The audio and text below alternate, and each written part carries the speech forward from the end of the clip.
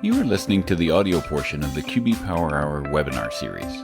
The QB Power Hour is a free biweekly webinar series for accounting professionals presented by Michelle Long and Dan DeLong, who are very passionate about the industry, QuickBooks, and apps that integrate with QuickBooks. You can find out all the details about the webinar series at qbpowerhour.com. So without further ado, here's Michelle and Dan. Welcome everybody to another QB Power Hour. Today we'll be talking about Intuit news and updates. So we have a lot to unpack with our panel.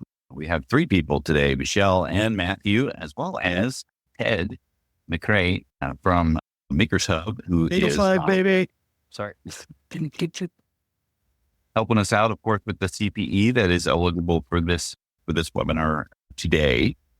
So today we're going to be talking about and unpacking, for the most part, the Intuit Connect conference, which was just last week. So we have a lot of information to digest. And I think we're still digesting some of that and interpreting what this looks like for QuickBooks, Intuit, and the accounting community in general. So we appreciate you joining us here today. Michelle, introduce yourself like anybody needs to know who Michelle Long is. Hey, everybody. And go Chiefs. We had a very tough game last night, so I'm very glad that we pulled that out in overtime last minute. Very glad to be live from that. So anyway, I'm Michelle Long, or that former trainer for Intuit for a number of years and owner of Long for Success, recently retired, but offered some books, check them out, but glad to be back. Anyway, go ahead, Dan. That's enough for me. Likewise. My name is Dan DeLong, owner at Dan with and Schoolofbookkeeping. Worked at Intuit for quite some time. Co-hosting today, as well as the workshop Wednesdays tomorrow, which incidentally we'll be having Nick from Makers Hub to talk about some of the new advancements in Makers Hub. So if you want to check that out, tomorrow is going to be very casual. We're not going to be diving deep into the Makers Hub platform. We'll save that for the Power Hour. But this will be talking about the purchase order matching, which they showed at the Intuit conference. So that was, wanted to have them on to talk about that. And of course I do the editing for the QBO Dummies series, which is interesting because it must have just got recently published, because I see a lot of people coming to School of Bookkeeping because we have a link there for that in the book. So it must be launched. So they don't tell me when they actually publish the book. They just give me a deadline, right? And then Matthew's joining us here today. Tell us a little bit about yourself. First, I'm going to say I'm a 49ers fan, and watching Super Bowl from Amsterdam in 2020, where it was the Chiefs versus 49ers, was one of the most amazing experiences of my life. Everybody in that bar sang the national anthem. We got our butt kicked, which sucked. And then on to more important stuff, I am the founder of Parkway Business Solutions, Facebook group QB Community Live, and a fellow 805er in Southern California is Ted here, Makers Hub, who is the true winner of all these conferences. So thank you very much. That's all right. So a little bit about the QB Power Hour. It's every other Tuesday, and we are eligible for CPE credit for the first webinar of each month, thanks to our friends at Makers Hub. And if you need to access the PDFs, the slides, I did put the links for today's slides in the chat, as well as on our feeds live as well. But you can always go at any time to qbpowerhour.com/resources to access historical webinars or download the PDFs or just the right. So a couple housekeeping. If you have any specific questions about topics that we're talking about here today, please put them in the Q&A, because it makes it a lot easier to follow up with those types of things. And any general comments, please put those in the We also have the links to webinar archive and in the handouts as well. Also, I have a store if you're so inclined to do that. Please help and support us that way. So a little bit about the CPA credits an hour of CPE. You just need to participate answering the poll questions, which we'll launch one shortly, and then evaluate the survey at the end. If Zoom cooperates and actually gives the post webinar survey, participate in that. But as long as you answer all of the poll questions, that is good enough. I'm still working on sharing this to a group here, so I'm trying to get this into the QB Power user group. There we go. Okay. So a little bit about what we're going to talk about here today is first, Intuit Connect was recently ended last week. We want to talk about the experience and the event that itself, but most importantly, we want to talk about what they talked about. And I went to the conference just to throw out another accounting term to reconcile. I went there to reconcile what they're saying with what their actions are. And I think that is the way that I went into it. Matthew, did you go into that similarly as you were just reaching for coffee? Pretty much the whole reason I went to Connect this year, I considered canceling at the last minute, but I went so I could come back and report my thoughts on it after attending for many years. This is going to be an interesting conversation. And this is our panel here is really an interesting cross-section of those in this space where I just went to Intuit Connect, and that was my only conference this year other than Scaling New Height. Mikhail didn't even it. And because and rightfully. And then you went to a variety of other conferences, so you have a different perspective. And then Ted's joining us for Makers Hub. He attended Intuit Connect as a vendor or a sponsor. So we have different perspective.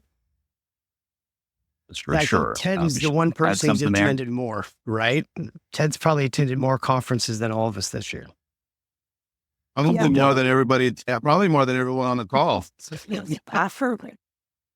Yeah, and one of the reasons I didn't attend this year, among others, was I was coming back from Australia not too many days before, and I was having jet lag and all that. And so I chose not to attend. But I did see a lot of comments from other people like myself who didn't want to attend this year for similar reasons, to the sense that Intuit said, oh, only certain people are getting invited this year. And then later, closer to the date of the conference, they said, oh, wait, we have an invitation for everybody now. But Intuit changed the focus of the conference from the QuickBooks conference to the Intuit conference. He changed the focus to a mid-market conference. So I think they chose the focus from small business to mid-market. And so I think they changed to the attendees and stuff. And so I'm interested in your perspective on who was there, because I did see somebody say, I didn't see many people I recognized. And I saw a lot of names of people on Facebook and stuff saying, I didn't go this year. So what was your perspective from attendees on who was there? Yeah, I think there were people that were noticeably not there. And I think that was intentional on both sides, right? With the change, a change in announcements and some of the things that we'll unpack today, that people made the choice not to attend. I think last year there was a lot of structure and rigor around, if you can't go, what do you got to do with your pass? I ended up getting stuck with an extra ticket. But when I asked them, what do I got to do? Do I return it? Because last year was like, you got to return it, get a credit, and then they'll that new to somebody else. They were like, "I'll just transfer it to somebody else." And whatever you needed to financial part of that's between you and them, right? So that was a weird or a different perspective of that process from last year, because I was like, oh gosh, I got an extra ticket. Now what do I do about it? I know I'm going to have to go through all this process to offload that. And they're like, no, just there's a transfer option in the 10D portal. But yeah, we want to what they talked about there today, and then talk about some of the things that are outside of just in Intuit in general. We want to talk about the TurboTax breakup, which was an interesting, not an event, but an interesting happening at Intuit Connect about how it was addressed, like that elephant in the room. Fun. We'll get to that, Matthew. Those thumbs.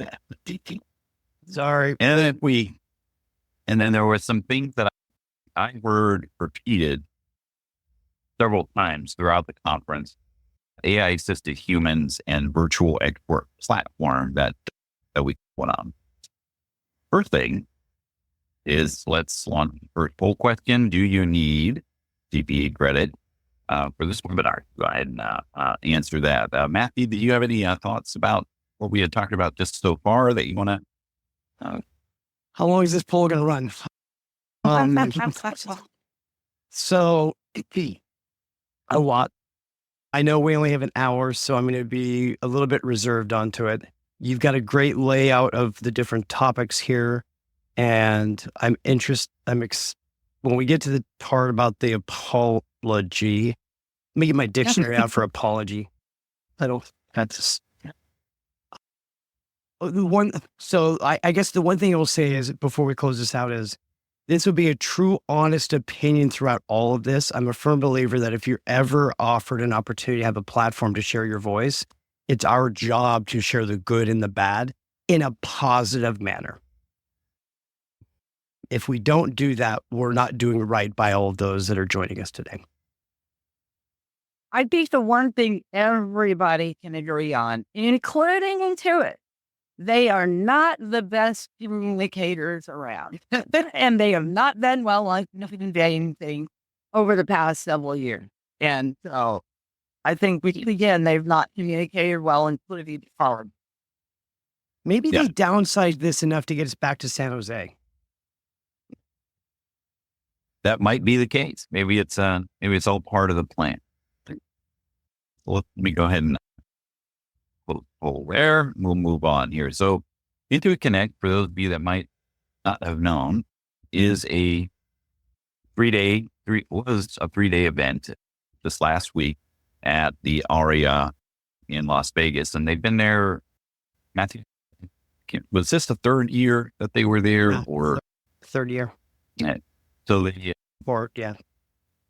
I think we had some discussion as to whether or not it was going to continue there or not, or if they are going back to San Jose, which is where the previous QB Connect conferences were had. But notably, the branding was the first thing that people really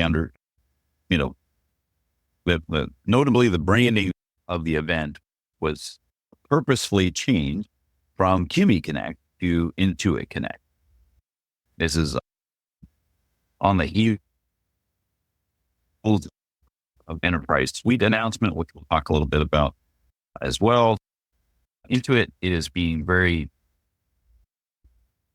purposeful in the way that it is trying to get out from underneath its own branding problem, where QuickBooks, MailChimp, Credit Karma, TurboTax, all of these household name brands have its own,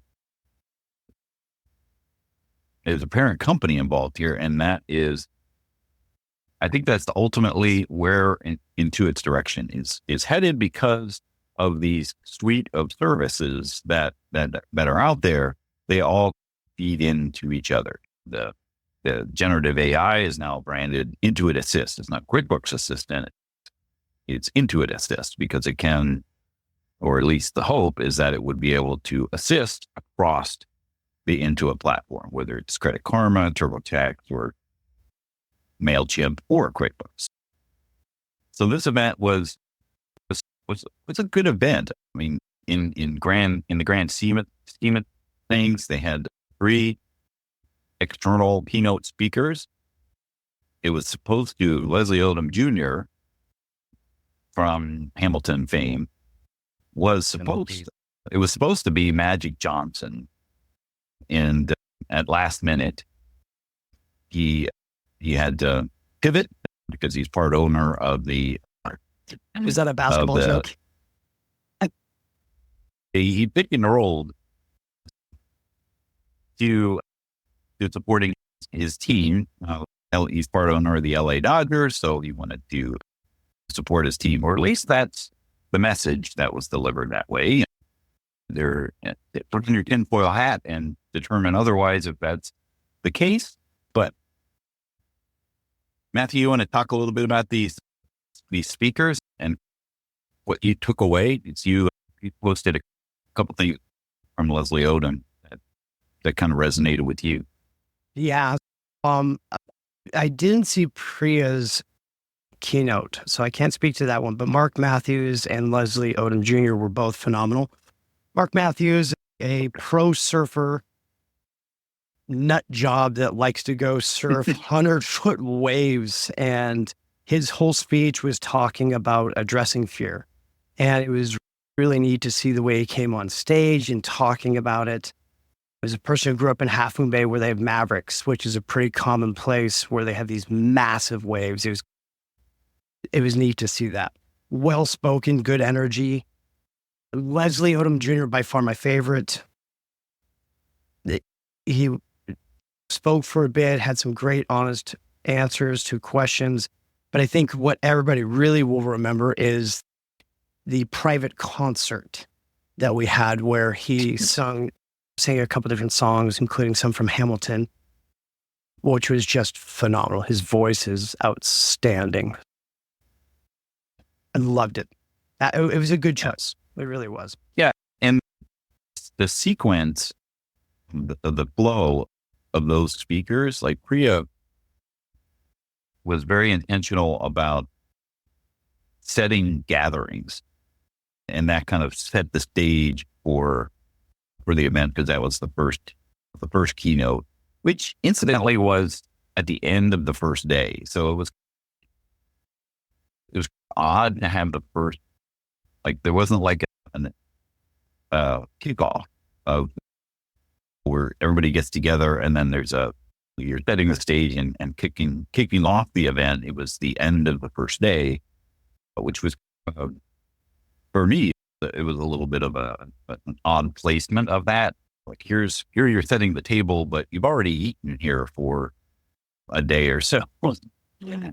So it was a peculiar placement of that, but she was really great in engaging the audience about how you show up for a gathering, and that was a really neat placement, I think, of her keynote speech. So let's talk about some of the things that Intuit did announce throughout the event. There was clearly if you went into the exhibit hall and went to the Intuit booth, I wouldn't say it was a booth. It was more of a hub. They put a circle, and half of that circle was all about the Intuit Enterprise Suite, talking about that, and then smaller places throughout their hub to talk about some of the initiatives that are going on within Intuit. But some of the things that they announced that were noteworthy is a future of QuickBooks, where it's one platform, where QuickBooks and MailChimp will essentially be in one place. And the Intuit Assist, which again can expand or, be above all of that and allow you to do things that are pretty cool with regards to the AI tool that they're working on. There was I don't know if you caught this, Matthew, but when they were talking about the Intuit Accountant, I noticed a branding change of Intuit Accountant Suite instead of QBOA. So there's that's something to look. I don't know if it's look forward to, but it's definitely a change a branding change that'll likely happen. And then, of course, the Intuit Enterprise Suite, which we'll unpack there first. So the Intuit announcements. What did you think, Matthew, of when they were talking about this one platform, like a future of a reimagined QuickBooks, where Intuit Assist will be the overarching connector between MailChimp and QBO? So I think this is where right now we're going to be complaining and we're going to be uncomfortable for a bit of time. But I think we're going to see in the next 2 years where this all is actually heading. That Intuit is making smart moves. It's all about the data and the connectivity of the bigger vision. So imagine, again, the whole business cycle from your landing page, connecting to people, handling the sales, reminding the person of a future appointment, everything else, future payment, so forth, all of these different things that can be done together is going to be powerful. I'm also excited to finally see Intuit Assist after 7 years, finally being able to do something. I think that we're actually going to start to see some AI out of that. So these are the things that, as Caleb said, Caleb I was talking with him in the last day, and he was drawing attention to how many improvements they've made into all the other levels at this point in time this year. It's a very aggressive year of new features and functionality throughout all of the QuickBooks Online platform or Intuit Online platform, whatever I'm supposed to call it nowadays. Yeah, that will likely be what we'll be finding this coming year is we'll be catching ourselves naming it wrong or mislabeling the branding. Michelle, did you have that? I do. I have a question for y'all.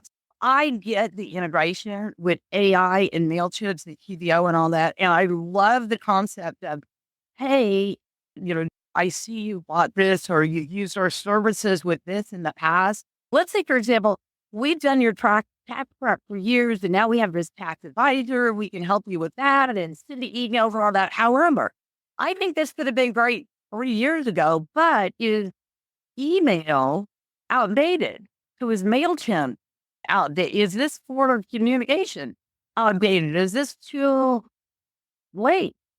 I don't know. Because I don't know about MailChimp. Can you communicate via WhatsApp or whatever? Is email done? I don't know. What are your thoughts?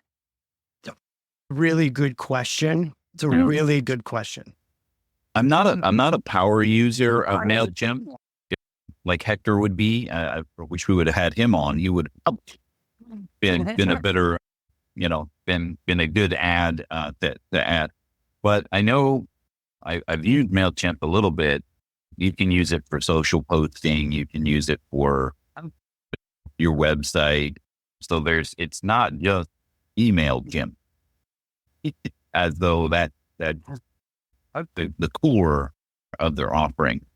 But you can create journeys and campaigns and those types of things and have it all feed into your website or your all of the above, whether that be I don't know if you can text these things to people through MailChimp. I imagine you can, but the more deeper knowledge more intimate knowledge of MailChimp than I have.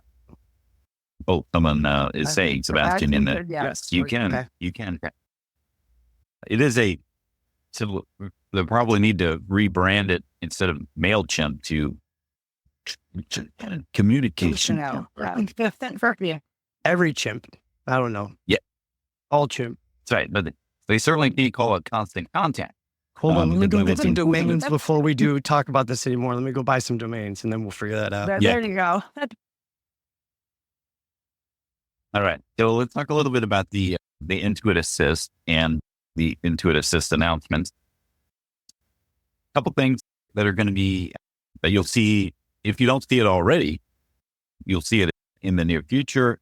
There's going to be this business feed, which the biggest conversation part that I've seen on our Facebook group is, how do I turn this off? Because it doesn't seem to hold any value just yet. But I don't see a way to turn it off. Matthew, have you seen an option to hide it? I don't foresee that being an option to turn it off. So that's one of the Intuit. If you go back and you listen to this, please focus in on this right now. Give people the opportunity to choose to be beta testers for you who actually want to experience all the bugs. We'll happily do it. And then give us the ability to shut things off, at least for a good amount of time until it's legit, because it just slows down and causes so many challenges. We love the evolution of technology, but don't drag us back into the Stone Age while you're trying to figure out your new technology, please. Yeah. I remember seeing the initial posts, like things were misspelled, things like that. It's like you spent billions of dollars on that, and the spell check was not important. But what you'll see is in the business feed, if you look at it today, I was just checking it out yesterday, it does consolidate some of the things that you're looking to, that are focused on your business. I went in there and there was, hey, there's some open invoices. Would you like to send them an email as a reminder? And I think on the screen, I actually have that. But on the side of your invoices now, you'll see this sidebar where you can create transactions from files or images or texts. I tried it, didn't work out. So there's something in the formatting of how you do these things, which is not communicated inside the program. It's not saying why it didn't work right, or how do I format some of these things. They showed it. Hey, they gave the use case of, hey, you're out in doing things on paper. You take a picture of that and then upload it here, and it magically turns it into an estimate or an invoice. I don't think I would have wrote my notes the way that they had it in their example of, here's the customer, here's the customer's address, like it was almost formatted like an invoice on there. Did you catch that, Matthew, as far as it's concerned? This is where I'm going to shamelessly plug another application called Makers Hub that does a phenomenal job of grabbing the line item details. I tried it, Dan. It's horrible. I would say it leaves much to be desired. There you go. The challenge, just real quickly, the challenge with the line item detail stuff, where all applications have had such a difficult time for years, is it's matching. When you're trying to do line items, you're trying to grab the exact product or service model or SKU number and the details off of it. And you have to really have a large language model to understand what to grab and where. So will they get there? Yes. But I think it's still in the infancy of it.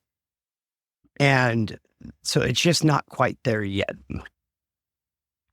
Yeah. It's a nice framework, but talk a little bit about what you saw since and Matthew, you love the bank feed and how Intuit just is helping or enhancing the bank feeds that you saw.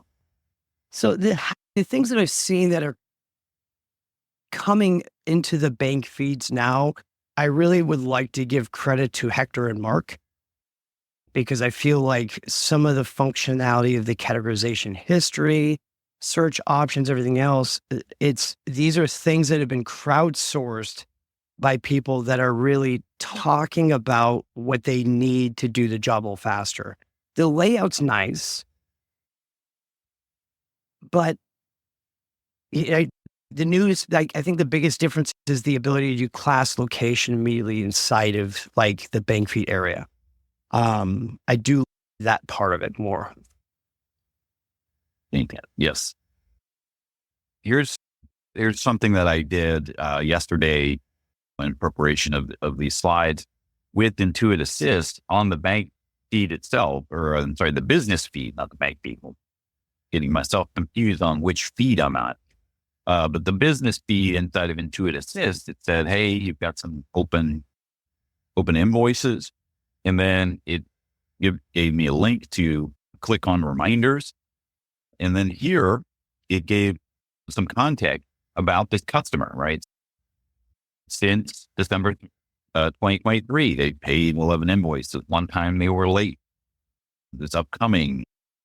So it gave me some history and context right on the screen, and then gave me the ability to change the tone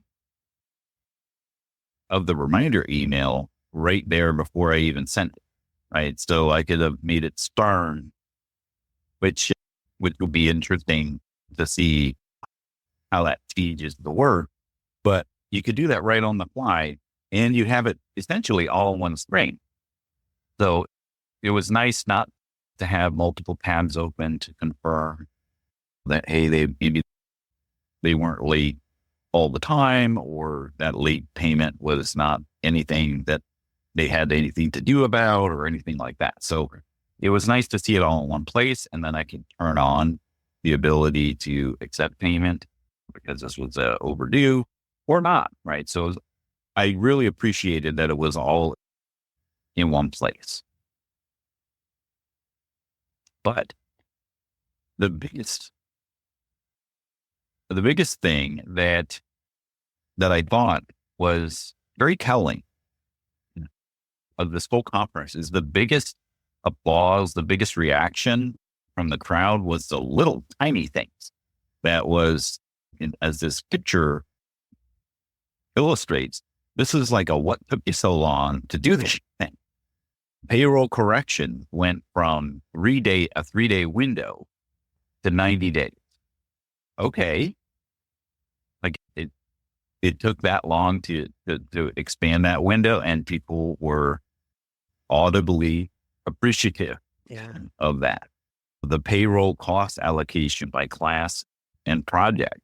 That's huge. That's huge. That was one of the biggest obstacles for people to want to move from desktop to online. It's how well that's handled in desktop and how poorly, I guess,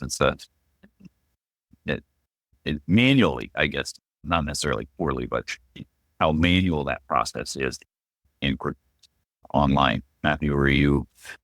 I saw two things. One was Kim had made a comment question, which is payroll correction by Intuit, not the user, is the question for the correction part of it. And then the other part I was going to say is the cost allocation by class and project. I wonder if this has to do with their deeper integration with Notify, especially on their enterprise suite, if that's why, because they really are focusing on construction and building out this project and job costing side. Yeah, I believe that's probably the case, right? They're building relationships with other folks who've already been there, done that, I think, and taking their learnings. And that was something that I picked up on during the Intuit part of the main stage was almost it wasn't a plea, But it was a definite ask. Hey, help us.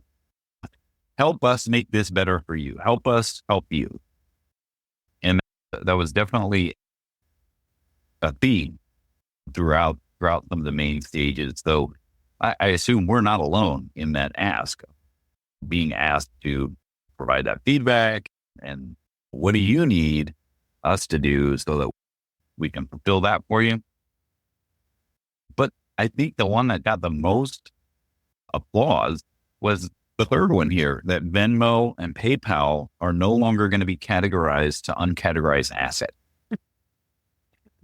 That's the bar that they're setting. Is that in I guess the cognitive dissonance that they have to these little tiny things about the things that drive people bonkers about how the way things are handled inside of QuickBooks Online. That should have been done long ago, in my opinion, right? Is that was low-hanging fruit for this to happen, Michelle? Why they have to go and have everyone have that to begin with? Come on. To remind you to categorize it, I guess. It's one of those potluck things, I guess. But Brecht. But I spent the third day trying to hunt down a solution for a customer who had migrated from desktop to online, who needed a custom column on an invoice. And there was no one that could help with that at the conference. That I talked to Intuit and they explained, okay, we can't make these changes until everybody's on the new invoice formatting. But it was essentially a showstopper for a customer. And it's not one of those things that could be easily identified ahead of time to be able to know that this workflow was something specific that they needed going into the QuickBooks Online. This is where the little thing, this is where Hector and Mark Wright tool really just is amazing, because all of those little things are just incredible and they make your life easier. I think that's awesome. Can we talk theoretical for a minute? Sure. Okay. So you were talking about AI assist, you were talking about categorizing the basics and all that. And that's all, and doing the email. That's all kind of gimme first wave of AI, in my opinion. But if we look down the road a little bit in the near term, if you look at what Intuit is, and this is my theory, my prophesizing or whatever, what I envision might be happening in the future with Intuit and QuickBooks and AI, and how we need to be prepared for it or think about what's going to happen. If you look at what Intuit has done on the tax side, they have the tax advisor and they have the ability, they say, hey, Matt or Dan, if you do tax work, here's this tax advisor services that you can provide to your client, to where you can not just do Dan's tax return things. Dan, I'm going to give you this tax advisor package to where I'm going to recommend that you do these 3 things to save yourself this much money in tax. So it's tax advisory services, tax planning to save you money in taxes, right? So it's tax advisory service. Let's translate to the accounting side. Mr. Small Business Owner, Matt, in order to increase your profitability, I recommend advisory service for you based on the last 12 months. If you, to improve your profitability, let's change your pricing by this much. And if we reduce the whatever over here, we pay your costs here. And if we do this, we do that. And so based on these advisory services, making these changes, we can improve your profitability by this much. I think that pretty soon, what Intuit has been doing is getting all of these with the tax, the TurboTax, where they're doing the tax prep, and now they're doing the QuickBooks Live with TurboTax Live and QuickBooks Live. They're getting all of that data. You've heard in the large language model, QuickBooks has been preparing their own financial language models or financial models. They've got all that data, from doing the tax prep and now the bookkeeping prep with the bookkeeping live to where they now have their own AI analyzing all of this stuff. And you can do it yourself. I've done it. We demonstrated on this Power Hour before, where you can take that and you can say, look at this financial statement. Give me the top 3 things or the top 5 recommendations to improve their profitability.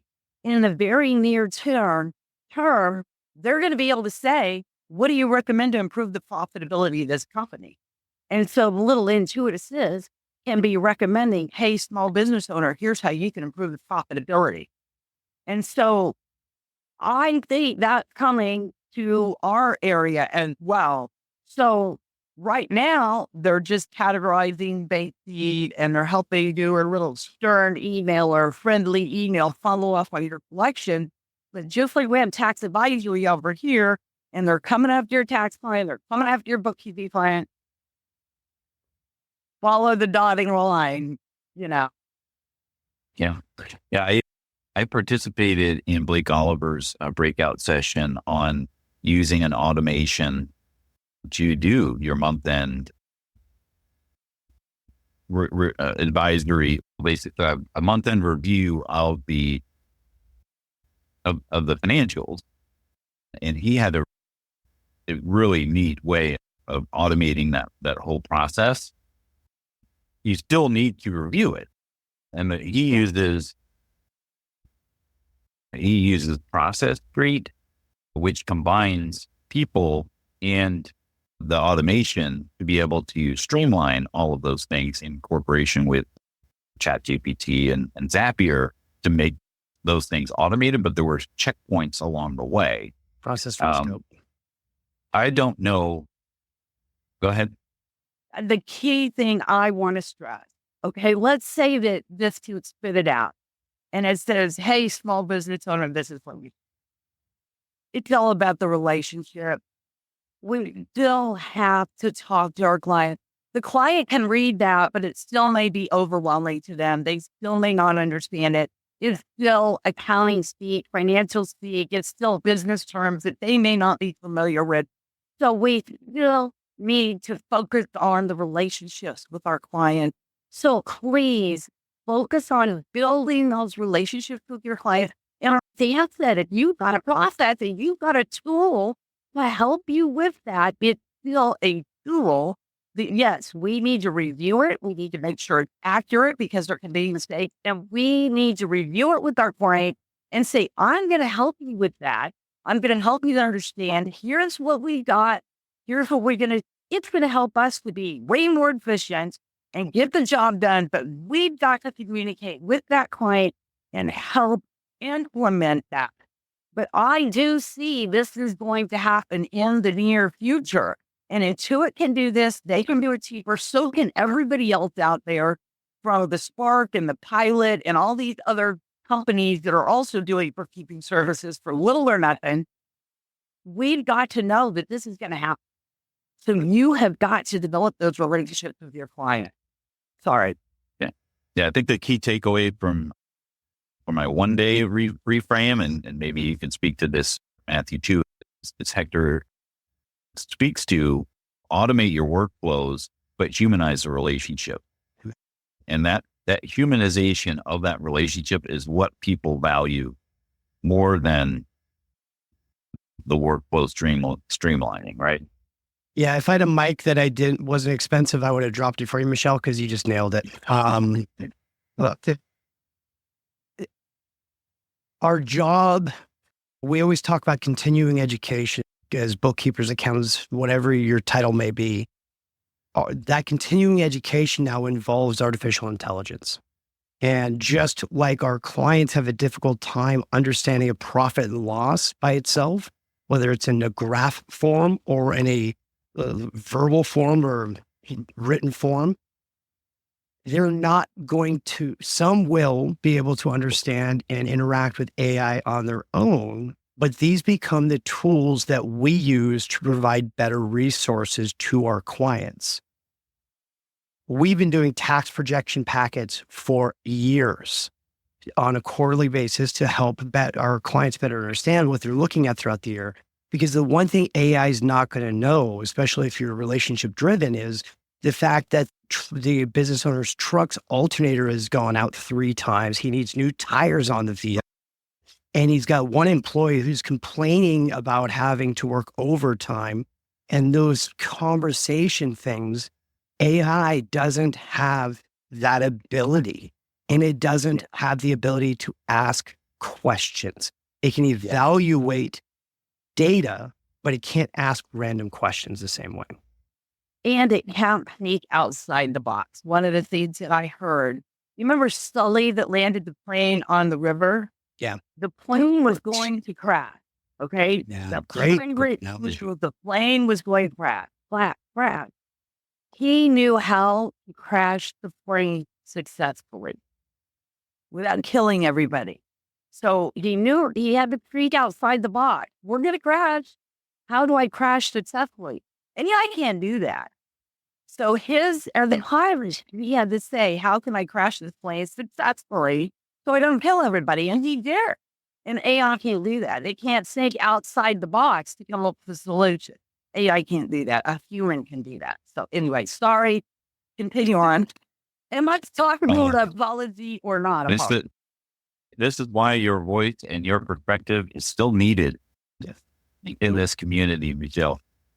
I did, because we're running close to the top of the hour and we still have 2 more questions to get through. I did just launch that in the middle of what Matthew was saying as to whether or not you did attend Intuit Connect this year or in the past. But we want to talk a little bit about the Intuit Enterprise Suite. It's sexy. It is sexy. It is, and it comes with a sexy price tag. And they won't tell us what that price tag is. So in the next year, we'll find out more. Exactly. Because it is a compilation of Intuit products and services, potential. There's a user count. There's no matrix that you can put on a website to say, hey, this is how much Intuit Enterprise Suite is going to cost you. But there are 3 main feature buckets, I think, is where Intuit Enterprise Suite is going, is with multiple entities, additional dimensions, which is a new concept, a brand new concept, and change orders as an actual transaction. I do have a link there for my birth look at Intuit Enterprise Suite. You can take a look at that blog. But I wouldn't expect to see anything like demo related as far as whether or not you can get your hands on a trial or a test drive for another year. Intuit is very aware that this is a multi-touch, long sales cycle of people deciding whether or not they're using this. And there's going to be a negotiation process when they come with, here's what we feel would serve you best in this Intuit ecosystem. And then they're going to come back with, we do a lot of volume. So can we get a break on that? So there's going to be a lot of trial and error in the next year of trying to figure out what this will be. And this framework is good. But I think if you looked at it today and said, okay, well, this client might be a good fit for that, there's going to be a miss there.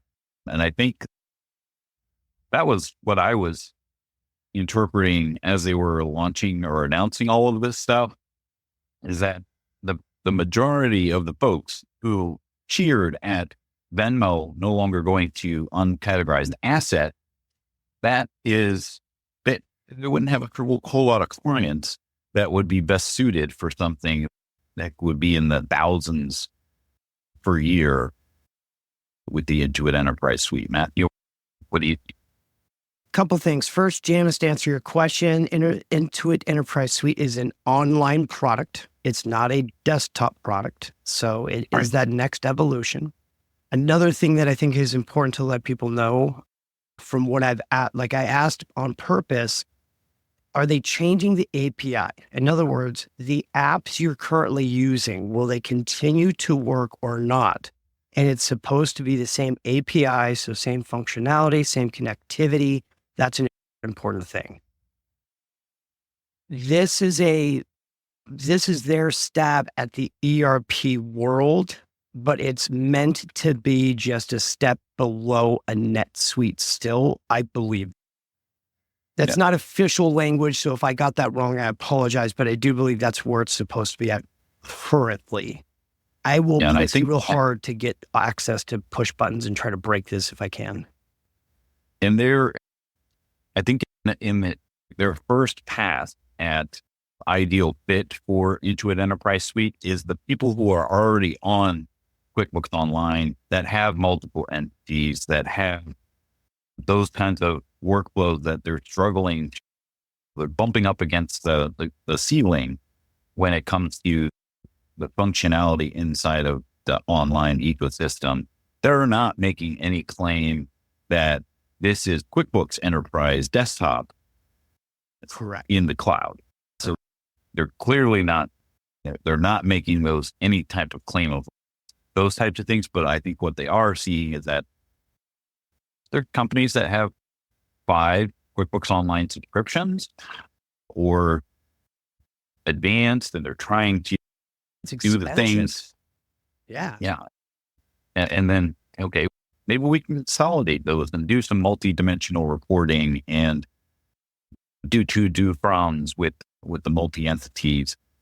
That is a big time saver for those people. And I think those are their target market, at least initially. That was a hot one real quick. I know we're getting close on time, but that was a hot one. That one of the biggest things with enterprise is the ability for journal entries to do cross-company journal entries. So you can move things from one company to another in the same journal entry because you're assigning which company it is. Now, Katie asked a great question. I didn't pick up on this one. Is Enterprise Online going to be a product upgrade? Will we as QuickBooks Online accountants be able to still have QBOA and access it the same way? How will that work? I don't know. Yeah, you'll still have accountant access to clients who have it, right? The way that I interpreted it is that just like QuickBooks Online and QuickBooks Online Accountant, as an accountant user, you have a feature set that sits on top of QuickBooks Online. Intuit Enterprise Suite will be in that same vein, that those feature sets that come along with Intuit Enterprise Suite will sit on top of the foundation, which is going to be QuickBooks Online.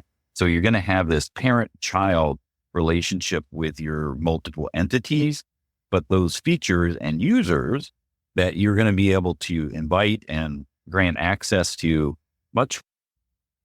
you as an accountant, you have an accountant invitation to a QuickBooks Online subscription, and you can invite team members to your QuickBooks Online accountant, and they can dovetail off of your accountant invitation into your client, right? So as a user in Intuit Enterprise Suite, they will have a user base, which is, they've claimed it's up to 500 users that you'll be able to have inside of Intuit Enterprise Suite as a user, but then you can provide granular access to those entities as to what they can do. So very similar to what as an accountant invitation, if you have a client who's on Intuit Enterprise Suite, you'll have an account invitation just like anybody else. They'll be in your client list, and then you can access those clients, and then your team can dovetail off of that. So it's like a feature set that sits on top of the foundation. So we only have 6 minutes to talk about. One last thing I want to add real quick there. I still want full access to all my custom fields through the API, please. That's the one thing I've been harping on for years. Every app would love the ability to push all that data in, and we could actually do more reporting wise. Even the enterprise would be phenomenal with that. Sorry. Yeah. Soapbox. And I'm going to go ahead and launch that last third poll question, which I've lost it. Where'd they go? Matthew, if you see it, if you could But let me, okay. Yeah. Well, along to the last one. So while we're talking about the Intuit TurboTax breakup. If you have been under a rock and not aware of what's been going on, Intuit launched the TurboTax campaign, ad campaign and promotion, where essentially they are targeting for taxpayers to use their full service tax product for Intuit TurboTax. And the promotion is whatever you paid your tax preparer last year, we'll give you 10% off if you sign up before a certain day. The National Association of Tax Professionals, they responded pretty, I don't know, politically, I guess it's the best way to say their response was, we're not accepting anything from Intuit in the future because we're trying to protect our members and not necessarily persuading people to not use Intuit products and services, but they're trying to be Switzerland in the process. But they made a statement to that, and during the initial first keynote, there was a fireside chat without any fire between Greg Johnson, I believe, and Sasan Goodarzi. And right at the end, he decided to address the elephant in the room about that. And he, air quotes here, apologized for the way things occurred. I think the general consensus from those that I talked to is that he apologized for people's feelings being hurt, but didn't apologize for the direction that they're heading. And the person I was sitting next to, who was a member of Toastmasters, said that he could probably go to Toastmasters to talk about how is his delivery of the said apology. Michelle, you had some thought about it as well. I wasn't in the room. I listened to the recording that you had posted. So I didn't see any body language or anything. I only heard the recording. And what I heard was, we did this ad, we did this, blah, blah, blah, blah. But here's why we did it. So tough shit. Basically. So tough shit if that hurt me feeling. We did it because there's people out here who can't afford a tax person. And so we want to help their taxes done. And too bad it would hurt your feeling. And we're going to stop the ad. However, I didn't feel like they said, oh, gee, we paid for the ads to run through the end of the month. So we told them to stop at the end of the month, not to stop immediately because the ads continued and the emails continued and blah, blah, blah. So then they had to stop the ad at this point in time. I don't think things stop immediately like some people do when there's a crisis, PR crisis. They may have said stop the ads, but it didn't stop immediately. The emails didn't stop immediately. We all saw them later. So yeah, anyway. They took it off of YouTube. That's the immediate thing that they did, because I censored off of YouTube. I had the ad embedded into my blog, and then of course I went up to go look at it. This video is no longer available, so I had to find it somewhere else in order so that someone would be able to see what it's all about. And I do have a link there for the ad and the apology of my interpretation of that. Matthew, what are your thoughts there? So first off, it was a hell of an ad. It definitely, like, the marketing company that did it, it worked, right? Cindy said it well. This is where I always get my signals crossed a bit. It's a publicly traded corporation whose first responsibility is to the shareholders.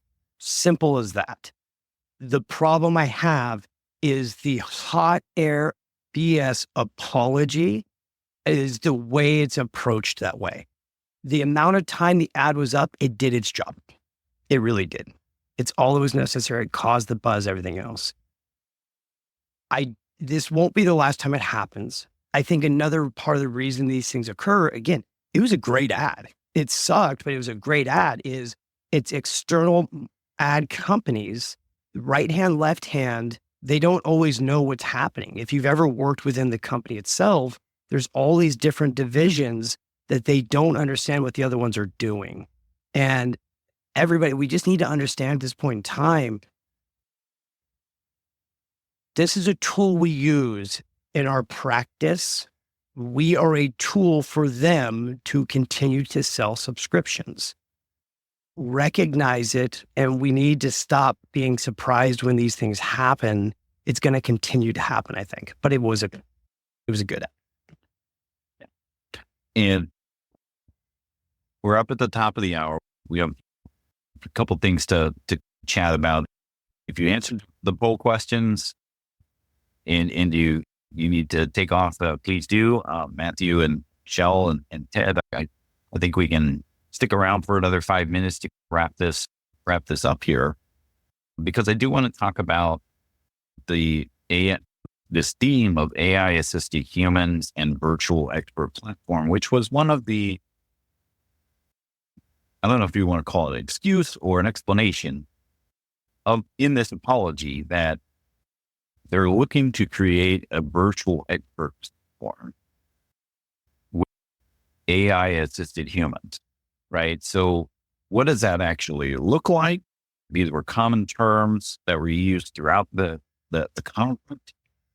And it's really unclear of who, and this was my takeaway, is that it was unclear as to who these experts are and what those humans are in that equation, right? This is what they're doing, right? They're making a virtual expert platform, whether that's for TurboTax or QuickBooks, right? There's going to be all of these virtual experts. Now, they may be badged employees that are the virtual expert. They may be badged employees who came from the accounting industry or are relatively new to the accounting industry that, are looking for, how do I get experience if I don't have any clients? And how do I get any clients if I don't have any experience? They may have an option to be able to start to learn that.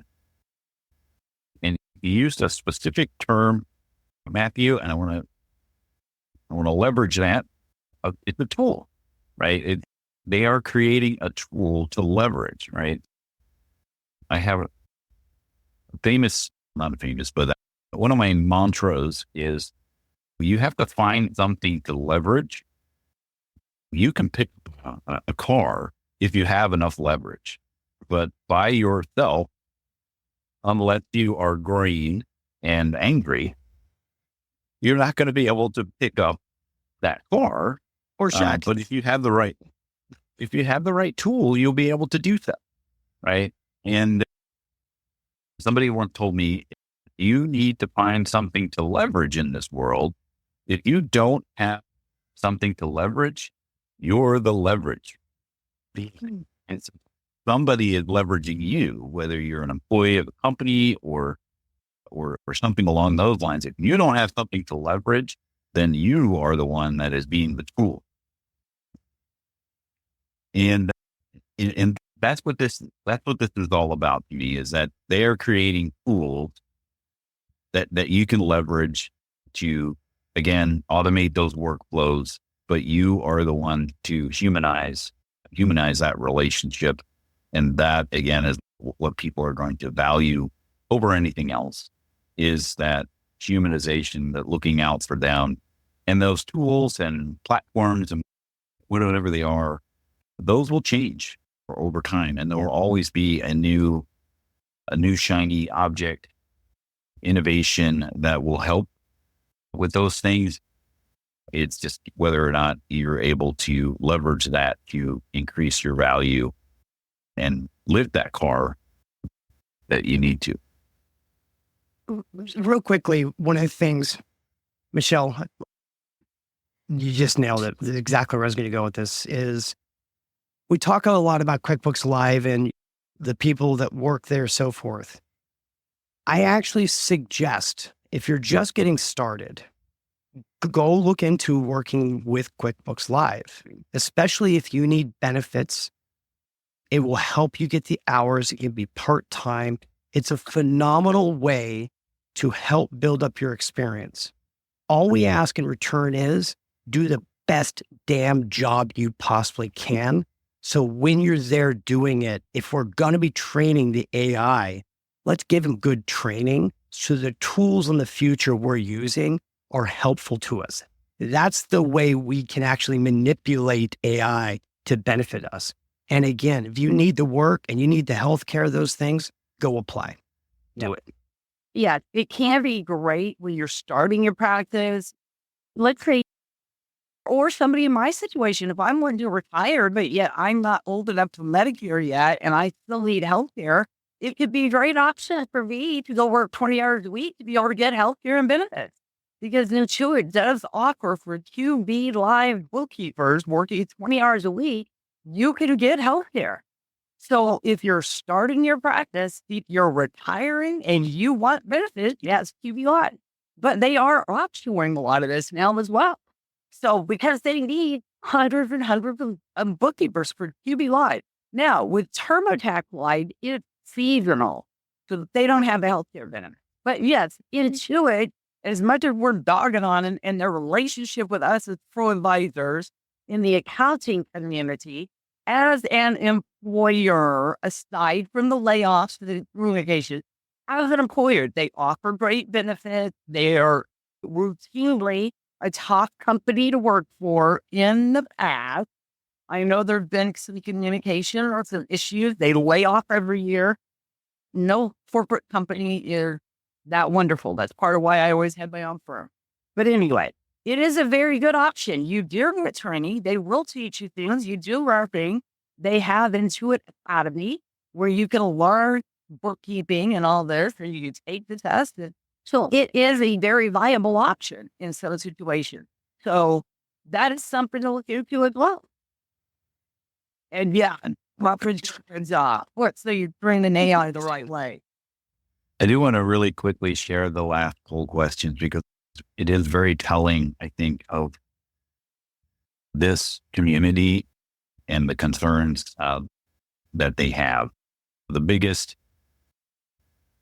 answer here is what concerns do you have regarding Intuit's direction is I don't believe that they're listening to the accounting community's feedback. I think that there's a lot of feedback, right? There is no shortage of feedback that they have to sort through. So somebody's feedback question may be specific, like in my case of, hey, I really need a custom column on an invoice is not something that might not be a huge win for them to do across the board. So my feedback, as it was urgent enough for me to walk around the conference trying to figure out a solution, probably isn't as high up on the priority list as some other feedback, but definitely the whole Venmo uncategorized asset type of thing, that feedback should have been addressed a long time ago, in my opinion. But some of these things here are very unique in this community and how there's a cat.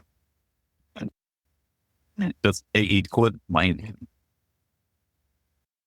But anyway, yes, Matthew, Michelle, any final thoughts on this whole question and how it plays out in this community?